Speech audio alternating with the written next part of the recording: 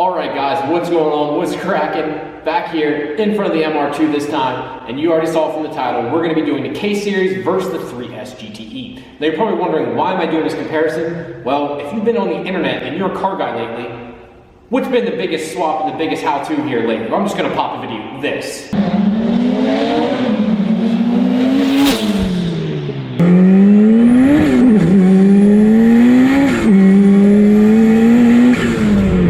So if you guys know anything, the K Series has been the new big thing to swap into the Toyota MR2. And we've got a bunch of Toyota MR2 guys that are pretty upset about it. I personally don't really care. It's not something I want to do in my car, but we're going to get into it, what the differences between the motors are, which is, we're not going to say which is better. We're going to go over, what the goods and bads of both motors are, which one I guess could be better than the other, but I'm not going to say like, this is the end all be all, this one's this much better than that one. Each one has its pluses and minuses, we're going to kind of go over that here.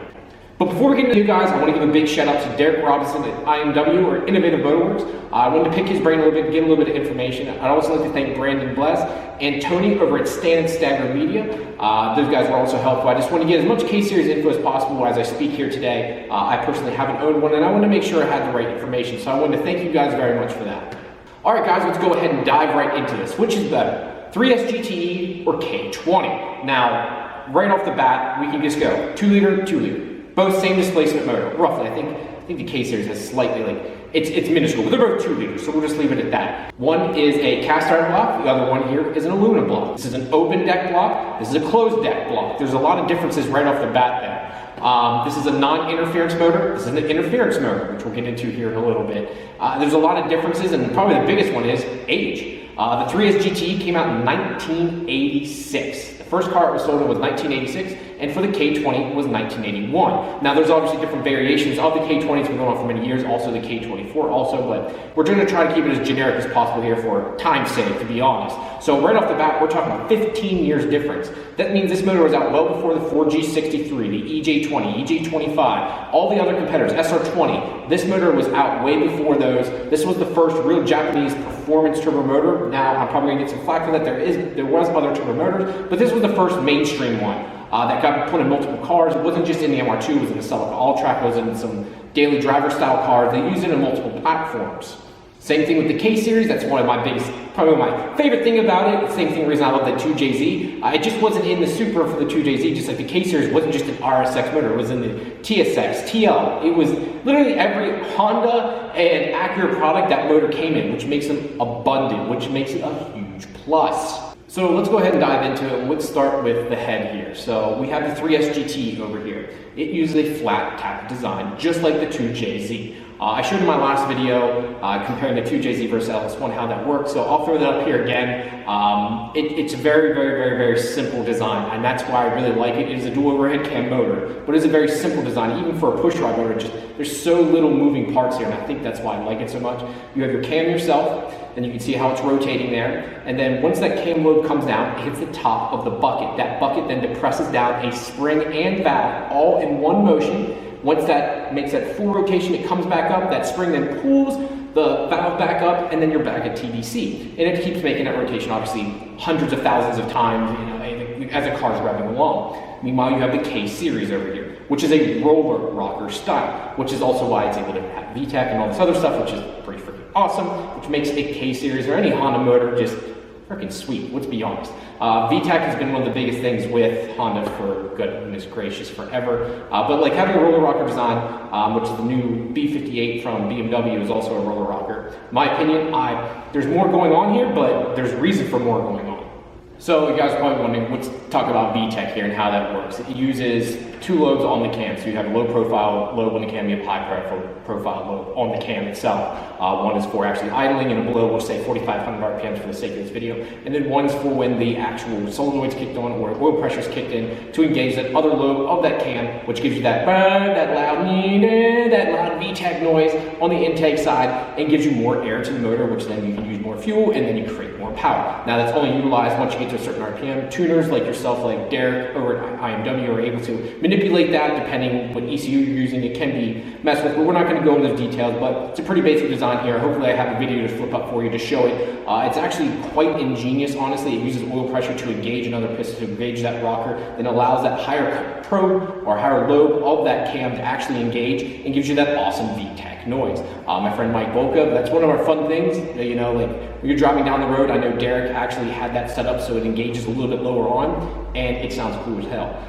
But back in the day, you know, you had a Civic and you'd say we're at the 8 grand, we're kicking at 6,000 RPM, you just, it just sounded awesome, and it gave you more power. I was proven in the pudding there. Now, obviously, you had to rev the motors out higher, and they made more power up top, so the power curve versus torque curve is a little bit different compared to, say, like a 3S GT, which makes all its power down low. Obviously, the biggest thing is, too, all motor from the factory, turbo from the factory. Compression ratios are totally different. We're talking about high compression motor, low compression motor here, too. But I just want to go over the valve train there and explain that. So that's how you're getting VTEC, and there is more going on here, but you're gaining a lot by having more going on. This is much more basic, but it is basic, and you're not getting any real gain out of it. It's working like a traditional overhead cam system, which is okay, nothing wrong with that, but this is giving you a lot more, and it's a much better design. Now, it's also 15 years newer with iVTEC, but VTEC itself has been around just about as long as the 3S GT, so yeah, in my opinion, the edge goes definitely to Honda here again. Not even the edge, I really give it to them. It's just a great overall design. Now, the one other thing too I want to say again with interference and non-interference, this is a chain-driven motor over here. Well, this is a belt-driven. The belt snaps on this. Okay, now you can't drive it, but the motor's not damaged. If your chain over time, you get timing chain stretch over time, and sometimes they do snap, most likely your motor's trash. It's an interference motor, meaning that the piston and valve will most likely touch, and once they touch, they bend, and when that bends, you're done. You most likely damage the piston and valve, and once you bend that valve, you're most likely pretty well screwed up the head. Unfortunately, that's something that can happen. Does it happen often? No, it does not. So does it happen breaking belts all the time with a 3S GT or any other belt-driven motor? Yeah, if you don't regulate that, it's gonna break, it's gonna happen. That's why they have intervals and checking on that kind of stuff. They do it with Honda also. You wanna check for slap and any kind of move like that. You know, my Corolla that I have over here is the same way. It's a timing chain motor. It is an interference motor, but it can go a lot longer with needing any type of real service. Now, let's get down to the blocks itself. What is crazy to me is that the 3S GT uses a forged crank. It has a cast iron block. It doesn't have forged rods or piston heads, but it is a pretty strong motor. And realistically, horsepower-wise, most guys usually make, before they start having some real issues, around 450 to 500 horsepower. And that's about the max you want to go. But you need to put head studs in it. And I would highly recommend putting a multi-layer steel gasket in it. Just highly recommend it. You won't use a factory gasket there. Meanwhile, Honda over here, if you want to, no head studs, unopened, stock everything except springs, can make 700 horsepower. 700 horsepower, guys. That's insane. Now, after talking to Derek, that is the tippy top there, and you might be on borrowed time, but you know, you can make 500, 600 wheel horsepower and do it all day long for many, many years. Derek himself made that power for, God, years upon years upon years with no problems. Beating on the car quite hard. This isn't something that was digitally driven. It was romped on quite hard. Meanwhile, 3S GT, it can't do it, period. I mean, I love these cars. I love that motor and stuff, and I think they're great, and I think they do have potential. It just isn't there, though. What's crazy about it, too, on top of it, these aren't forged at all. They're not forged at all. And it's an open deck block, which just blows my mind. Open deck block, no cracked cylinder walls, nothing. Now, when these guys start to build them, they obviously sleeve the motors to give much more strength and resilience. But I mean, stock block making 700 horsepower is just mind-blowing to me that it's not non-forged motor, open deck block, no head studs. That you cannot deny that. You cannot deny that that is quite amazing. That Honda was able to build something like that. And I just remember guys saying, oh, the K-Series won't be able to do this, won't be able to do that. I remember me being the old head that I am. I remember the F20 being the same way. I remember everyone wanted to do dome pistons, and they were doing dome pistons and losing power and stuff, and doing all these other things, and everyone said the F20 wasn't strong. Now look at these F20, F22 guys making 700, 800 horsepower easily out of their motors, banging gears all day long. Now, I guess one of the things, since we're not really going into trains here, one thing you can say about the difference between the Honda and the Toyota here is, one thing that 3S GT has is we have the beefy E153 trans. Even with all the weight in the back, and when you launch one of these cars, you're actually putting physical torque and power to the gears, and it's putting a lot of load on it. They don't break. They're quite strong. You know, guys are making over 1,000 horsepower, 700 to 800 foot-pounds of torque, and not breaking them. Now, how long they'll live at that, I don't know. They're saying around 700 to 800 horsepower, around 600 foot-pounds is the safe limit with that transmission.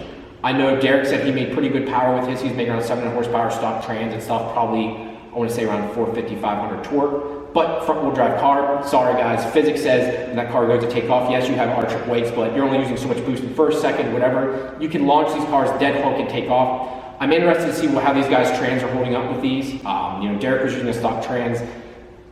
I'm pretty sure you're going to shear a gear off. I've seen those guys, the trans just don't hold up. And it's always like a running joke you go to the track. You see a Honda motor make all the power, but every time it breaks, it's not the motor, the trans. Strip the gear, strip the gear, strip the gear. That's always the problem. I mean, facing facts here. That's probably the biggest weak link for that motor. But again, the motor itself, absolutely phenomenal. Now, let's talk about the biggest thing. If these come with turbo motors, why put a K-Series in it? In my opinion, support. Plain and simple. Guys, look at the turbo manifold for a 3S GT right now. 2. We have 2 real options, and 3 if you want to count Goretti, but Goretti manifold is at best. We have Doc Race, and we have VRF Design. No one really makes a true tubular manifold for these cars except those 2 companies. Now there's other small ones. KL Racing makes like a log style, and it's okay, but there's no real help out there. Meanwhile, the K-Series has over hundreds of manifolds, designs, pistons, head designs, custom blocks. We just don't have that support in the 3S GT community. It's just not there. On top of it too, what people don't talk about is between cylinder 2 and 3 on the 3S GT, now some blocks are different than others, they have a weak spot in them, and they're known for cracking. No one knows the rhyme or reason for it. Gen 3s are more known for it, supposedly, than others. Gen 4 and 5s are supposed to be stronger. No one really knows, but they just aren't as strong. It seems like the K-Series, I mean, I guess you have to see them to a certain point, you know. Gen 4s and 5 guys are saying they're making over 1,000 horsepower. On Gen 3s, it's kind of a iffy. Gen 1s and 2s are making around 700 to 800 horsepower. But a cast iron block, you would expect a lot more. At least I expect a lot more out of it.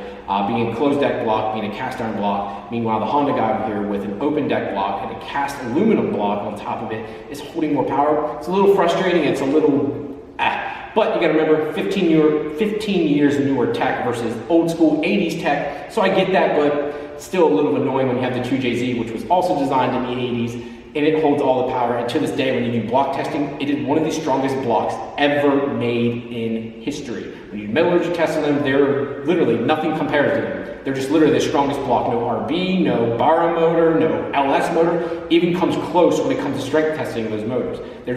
They're their own beast, they're their own animal. But with the 3S GT, it just doesn't seem like the time and effort was put into it like I really hoped. It just isn't there.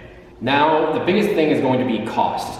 You can get a motor from Japan for a 3S GT, cheap. They're really cheap. You can get a Gen 5, Gen 4 motor. I've been searching on eBay here all day. Around $1,250, $1,200 shipped to your door. Good to go. K-Series is about double that. You're looking at $2,500 to $3,000, if not more sometimes. They're just a lot more money. Both of them obviously come with engine harness, ECU, and all that stuff too. Same thing with the 3S GT, but it's literally more than half the cost just to put a 3S GT in. And on top of that, to swap one in, everyone thinks, oh, it's so easy. No. After speaking with TCS Motorsports, they charge around $8,000 to $10,000 to swap in a motor. Meanwhile, 3S GT, since everything's there and that motor's designed to go in, or even if you have an NA, all the wiring's correct, everything's there, it bolts right up, you're looking at $4,000 to $4,500. Half the cost again, and not just half the cost, we're not talking like, okay, you save $50, we're talking $5,000. You know, it's not a little bit of money, we're talking a massive amount of money difference. So depending on your power goals, is it really worth it? And that's up to you to decide, you know. Do you want a high revving K-Series? You know, you can have an all motor. That's all motor, that's not turboing, nothing, that's just all motor swap, which would be a great powerful little car, be great fun, just like these are even with a turbo motor. So again, that's up to you to decide. I'm not gonna make that decision for you. You guys let me know down in the comments which would you prefer. So yeah. Now lastly guys, I'm gonna tell you my opinion on it. I'm all for it. I personally don't want to do it because this is an original turbo car. It's an original 3S GT in it. I don't want to mess with that. Now if I had an NA car, why not? You know, I see more of these cars going to the junkyard and getting scrapped. I'd rather see someone put a K-Series in it than send it to a junkyard. Like, I just don't understand people's logic. Like, even me being a big super guys, and guys were bitching about LS1 swaps, and buy the car. That guy bought the car and decided to do it. What's the problem? That's their decision to do. I don't want to do it, but they did. I never understood that logic that people feel the need to say or be that way, but whatever. I think K-swaps are neat. Do I want to do it? No, it's not for me. I prefer, the originality for this. If I had a non-turbo one, non-turbo chassis, I'd give it a shot. I know Hux Racing makes an E153 adapter, so we could put a beefy Toyota Trans, since the Toyota or the Honda Trans isn't the greatest, put a beefy Toyota Trans on it and let it rip. I mean, that could be a really fun car. I mean, Hux has made great power with theirs. We know that K-Series can make great power. We have Derek coming out with one. He actually sold his Honda and actually got a Toyota chassis or Toyota MR2, and is now actually swapping in a K-Series, painting its beautiful car. I can't wait to see that done. And yeah, it's going to be fun. And I think I kind of mentioned it here earlier. Why are people doing it? If you look at it, you see the all-wheel drive things now, and I kind of speak on that too. The all-wheel drive swaps are coming big. Physics. Guys, I know you don't want to admit it, and Honda guys will fight to you blue in the face. You guys are defying physics, trying to put power to the front wheels. I'm sorry. I don't care what you say, what you think, you're defying physics the entire freaking time. When your car takes off and you launch, all that power shifts to the rear, those front tires lift up, you're getting wheel spin. That's why guys have to have boost by gear, and they're running so little boost in first and second, third, fourth, fifth, etc. Now they do great in the top end then, which we've seen here at World Cup Finals, but if you can just have it at the rear, you can make less power and launch better and make the same types of passes and power. It makes much more sense to put it in one of these cars. That's the same reason all the all-wheel drive cars are doing so well. And guys say, well, it's because they're all-wheel drive. Realistically, you're putting all that power to the rear wheels, so when you go to launch now, you're not having the same spin. Those rear wheels are able to make up for that spinning issues of the front tires and then taking off. Same thing with the Talon, the Eclipses and stuff like back in the day. The front wheels are obviously putting power down too, but it's the rear wheels doing the dead hooking when you watch them squat and take off. Those rear wheels are doing the most work off that power launch. So it just makes sense in the long haul. All right, guys, thank you very much for tuning in today. I hope this was helpful. This is what I wanted to break down and try to give you guys some information on why I think things are going this way. I think the K-Series swap is cool. It's not for me, but I think it's a very cool thing they're doing nowadays. Let me know down in the comments, guys. Do you think the K-Series swap is worth it? Do you think the 3S GT swap is where it needs to be at? Which one do you want to build? You can do a 2.25 FSC stroker over here, or you can just do a high 2.0, or you can use a 2.4 K-Series motor. There's so many options. There's so many ways you can go about this, guys. Let me know down in the comments. Also, do me one big favor, give this video a big like, give it a big thumbs up, and a comment. That helps me a ton, helps push these videos. I appreciate all your support. Thank you guys very much, and I'll talk to you later. Cheers. There goes a sight from my soul.